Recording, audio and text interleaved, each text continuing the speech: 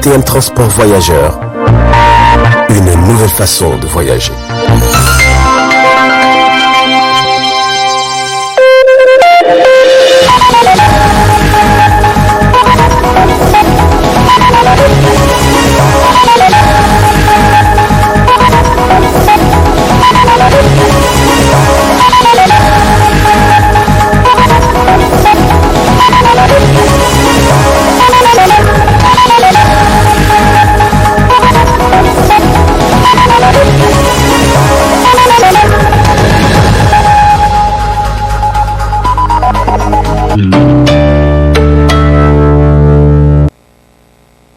Cette journée d'échange autour de l'ordonnance 035-2010 du 4 juin 2010 portant régime de la liberté de presse au Niger et la loi sur la cybercriminalité organisée par la Maison de la Presse à l'intention des journalistes rentre dans le cadre de l'amélioration de leur travail. L'objectif de cette journée d'échange est d'améliorer la connaissance du cadre juridique de notre métier, particulièrement l'ordonnance 035 du 4 juin 2010 portant régime de la liberté de la presse, mais aussi la loi sur la cybercriminalité. C'est donc une journée d'échange très importante dans le cadre de notre travail afin de mieux comprendre le contour de ces deux textes. La conférencière en charge de communication est une professionnelle du domaine. Madame Boja Memouna, directrice de l'Agence nationale de lutte contre la traite des personnes et le trafic illicite des migrants, a fait des études universitaires à la faculté des sciences juridiques et économiques de l'Université du Mali. Prenant la parole à son tour, la conférencière est revenue sur l'arsenal juridique qui encadre le métier de journaliste. Chers journalistes, ces textes sont faits par nous, les techniciens du droit, mais ils sont le plus souvent appliqués à vous et aux citoyens. Je pense que c'est extrêmement important. La loi sur la cybercriminalité, c'est l'une des lois les plus sévères au Niger. C'est l'une des lois les plus complexes au Niger. Elle a été faite par des professionnels, mais c'est extrêmement important qu'en votre qualité de journaliste, vous fassiez la distinction entre les différents instruments juridiques qui s'appliquent à vous. C'est une loi qui est compliquée, qui est extrêmement complexe, même pour les professionnels, à plus forte raison les journalistes que vous représentez et à qui bon nombre d'articles s'appliquent. Je félicite la Maison de la Presse parce que ce qui choque et fait mal, c'est lorsque une loi vous est appliquée alors que vous avez commis une infraction sans intention de la commettre. Qu'est-ce que nous, les professionnels, nous appelons sans intention? C'est la faute par ignorance. Or, durant l'excès de l'ex, le juge ne se préoccupe pas du fait que vous ayez connaissance de la loi ou pas. Une loi est là, vous commettez une infraction, son rôle c'est de vous juger. L'objectif de la présentation de ces lois est d'outiller les journalistes sur les données de collecte et de traitement de l'information.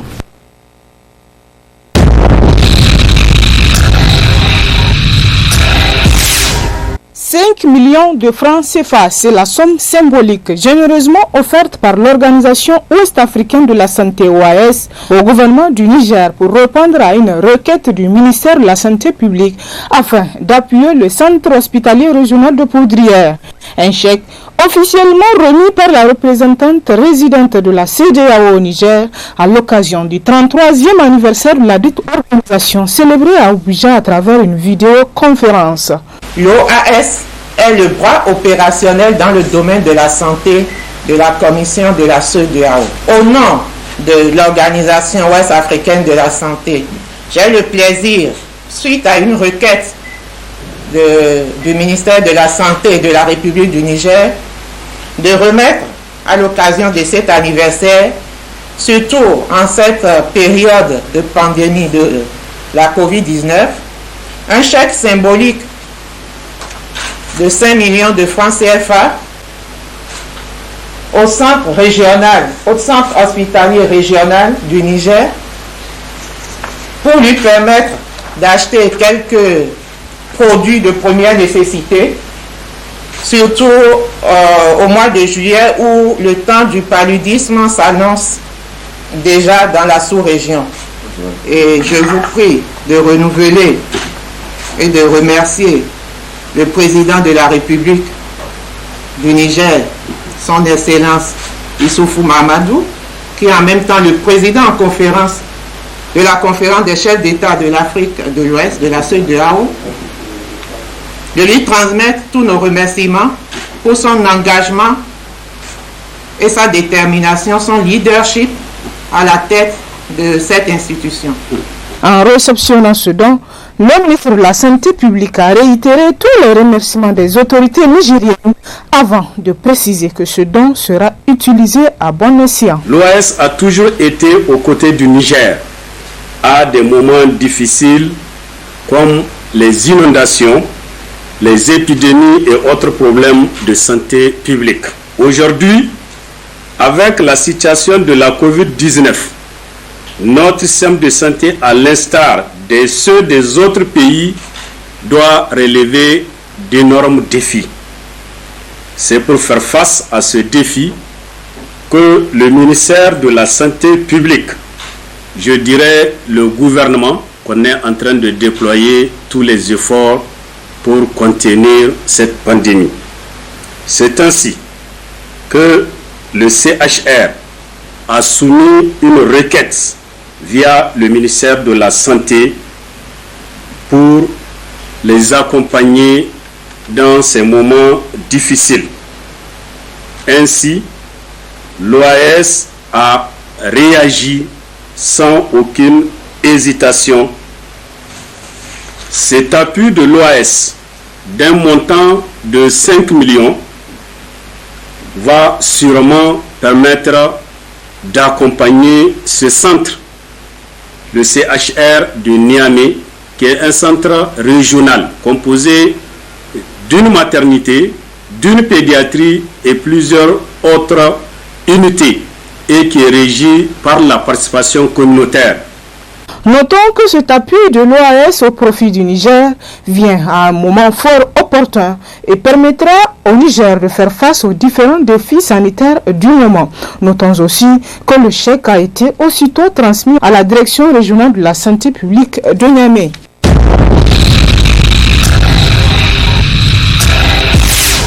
La Commission électorale nationale indépendante CENI a annoncé le début des affichages des listes provisoires du fichier électoral biométrique.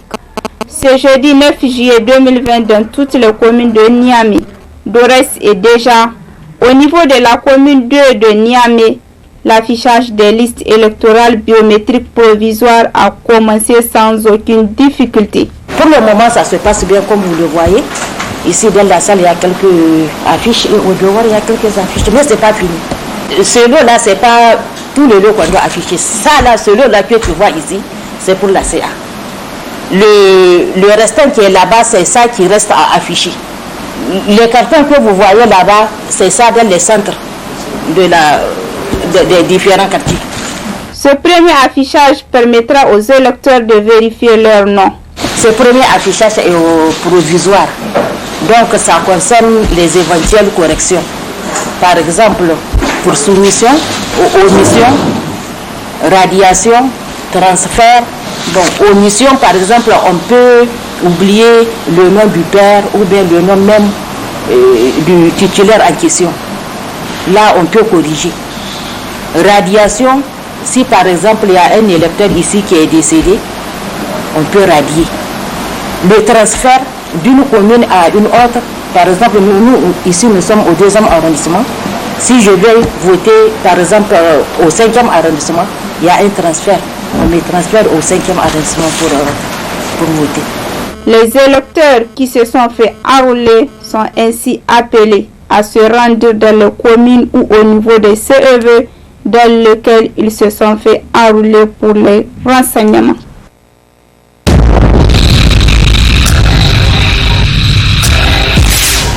Le mariage des enfants est une pratique répandue au sein des pays les moins avancés et ses taux demeurent extrêmement élevés. Selon les dernières estimations, le Niger présente le taux de mariage d'enfants le plus élevé au monde.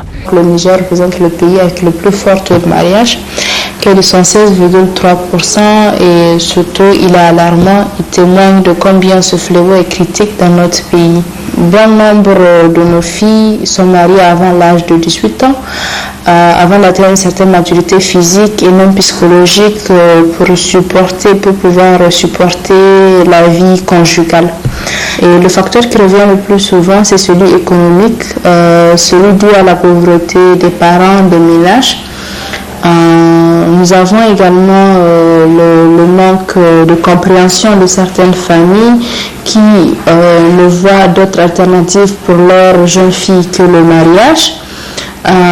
Et également la pression sociale, parce que même lorsque certains parents qui ne veulent pas donner leur fille en mariage, du fait de la pression sociale, sont obligés de se conformer aux appréhensions de tout un chacun. Tout comme le mariage des jeunes filles a des causes et des conséquences, il a aussi des impacts. Au monde entier, le Niger est cité comme l'un des pires pays où les jeunes filles ne jouissent pas de leurs droits, où les filles ne sont pas épanouies, justement parce qu'elles sont contraintes à consommer un mariage avant qu'elles n'aient atteint l'âge requis. Et également, cela impacte beaucoup sur le développement économique de la société, car les femmes qui représentent la majorité de la population, si toutes ces femmes n'ont pas la chance de développer leur plein potentiel, si elles sont coupées, si l'arbre est coupé sous leurs pieds, à un jeune âge, elles sont obligées de se consacrer à une vie de famille plutôt qu'à leur propre potentiel. Vous voyez un peu l'impact que ça peut avoir sur la société. Et également, cela impacte sur la participation des femmes dans les instances de décision au Niger, parce qu'une femme qui, dès précocement, elle doit s'occuper des charges d'un foyer, elle n'a pas le temps de développer des stratégies, même de réfléchir à comment vraiment participer au développement de sa nation. Donc cela est une perte pour tous les Nigériens. Donc il faudrait qu'ensemble on puisse mener des actions vraiment afin de réduire, voire mettre fin à cette action de mariage précoce des filles. Le mariage des enfants est une violation des droits de l'homme pour les filles aussi bien que les garçons, mais il constitue peut-être la forme la plus répandue de maltraitance sexuelle et d'exploitation des filles.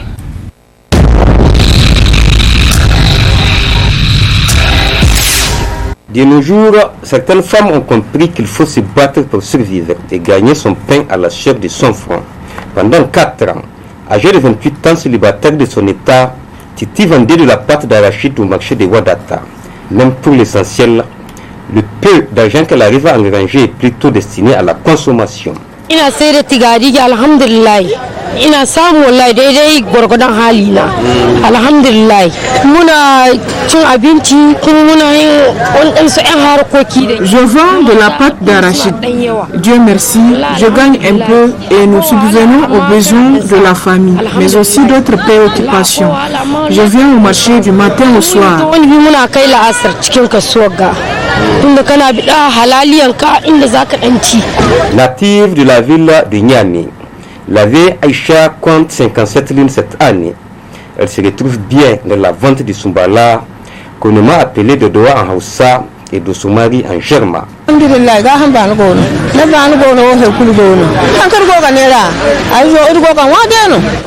merci, nous sommes en bonne santé. À travers la vente du Sumbala, nous parvenons juste à avoir de quoi manger.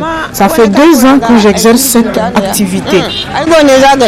Ces femmes ne gagnent pas assez, mais elles arrivent courageusement à assurer leur indépendance économique.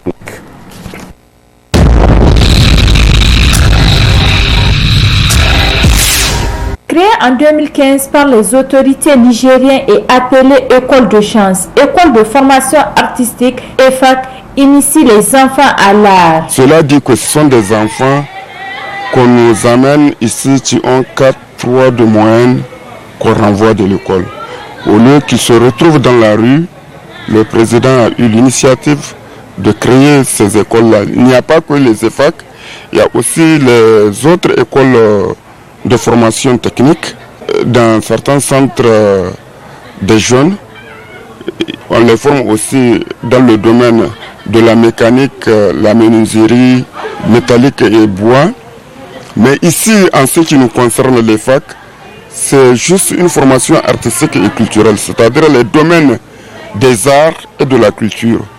En ce sens, nous formons les élèves dans les différentes filières telles que le théâtre, la danse, la musique, le conte, les sculptures, la peinture, le dessin, la couture, il y a aussi la mode. Mais malheureusement, cette école rencontre d'énormes difficultés dans l'apprentissage des élèves. La plus grande difficulté, c'est la matière d'œuvre.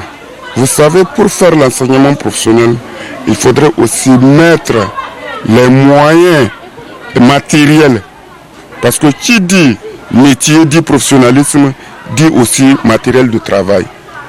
On a beau voulu les bourrer en théorie, ça ne sert à rien si on n'a pas le matériel pour aller à la pratique directement. Vous voyez les problèmes auxquels nous sommes confrontés. Par exemple ici, la couture, où les enfants en veulent, mais il n'y a pas de machine. L'école est créée, mais ils n'ont pas pris les mesures pouvant accompagner l'école à bien arriver à son but, à atteindre ses objectifs. Je prends la filière musique aussi. On a juste 2 nouvelles guitares qu'on a et un nouveau piano qu'on a eu cette année et 2-3 flûtes. Pour un effectif d'une classe de 47 élèves, 2 guitares. Le professeur tient un pour 37 élèves. Et d'ailleurs, pour cette année, Dieu merci, on a eu d'autres bailleurs parce que le Fonds commun pour l'éducation il a même pris en charge maintenant presque à 70% le budget de fonctionnement de ces écoles-là. Donc l'État n'intervient que pour 30%. Donc ça veut dire que table, cahier, etc. Mais avec les fonds communs, si ça tient encore la route, là c'est les partenaires extérieurs, je pense qu'on sera doté de tous les matériels dont on voudra pour faire face à ces difficultés-là. L'art qui est un ensemble de connaissances et de règles intéressantes d'exercice d'une activité ou d'une action qui n'est pas une chose à négliger. Et à travers l'art, l'enfant crée sa propre identité.